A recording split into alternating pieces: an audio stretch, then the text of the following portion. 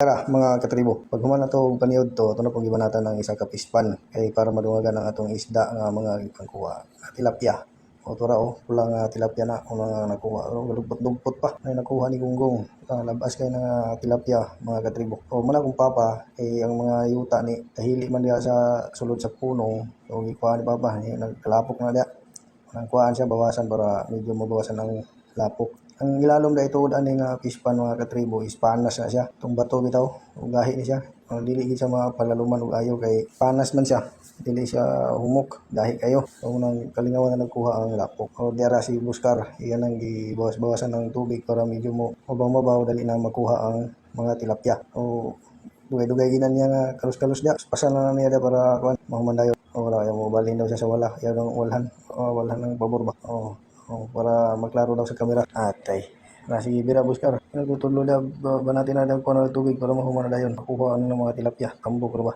Pero mga katribo, wala gina to nahurot og kuha ng mga tilapia diya kay daghan na kaayo. Sobra nagali sa nag-order. Kung pila ang nag-order, sobra kayo atong mga nakuha. Pero okay ra kay nahalin man pud tanan. O na lagi bawasan ng tubig para mahubas-hubas na siya. Ito gay tas-tas ni videohan ni. Tugay kapoy kay istorya. Pero sa kami nga vlog ang budak. Vlog mo kuno ay.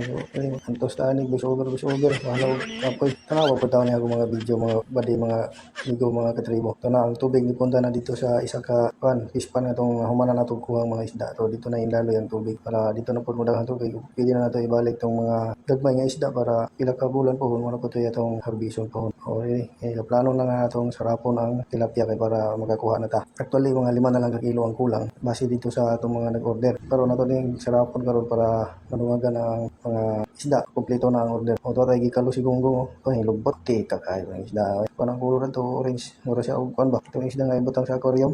Ayun kayo. O muna akong pagumangkon. Tisoy kayo. Tisoy kayo na akong pagumangkon. Mga yan ang papa. Doon mo to si yung lolo. Kaya karon nato na yung taluson para mahuman na dayon. O padayon sa tawag kalos gamay tubig og diara. Ato na gisugdan og sarap gamit ang mahiwagang moskitero. Walay buslot nga moskitero maong sarap gitanan. Dagko kay ning mga tilapia haraba. O lami kay kilawon, lami kayo unon, lami kayo tunuan, lami pud kayo subaon.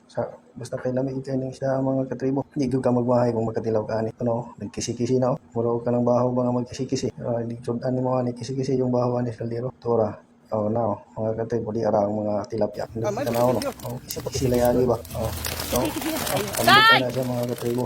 Hindi kay nato na isudan. Nang daghan kay mo palit kay labas kay siya tambok dayon. Grabe gid ka lami dili siya bahong lapok.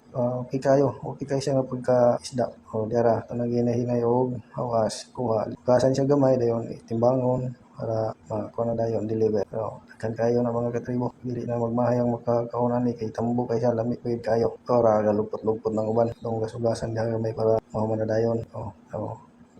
Lapok na siya kay lapok mo nga itong kuno kay mo inigulan mo ambak dito ang mga yuta pero kira kaya itong isda dili man siya bahong lapok kami kay siya tamis kay nagsabaw kami kay subaon kami kay kilawon para apil pa daw tusnog da yugasan ng isda to naglupot-lupot na sila kami kita na mga katribo kami kita na mga isda nga o dira to nang hinahinayan og yung moskitero kay wala na gamay na lang mabili kay mapudyot nga gamay para to nang ibadaplin ang mga moskitero. Kaya nahuman naman ang atong pagpang-harvest sa isda. Deliver na lang para magkauna po itong mga nag-order. So, dili na ko ito mga itong video mga amigo, mga katribo. Tanaw na lang mo sa mga video na mo. Salamat kayo.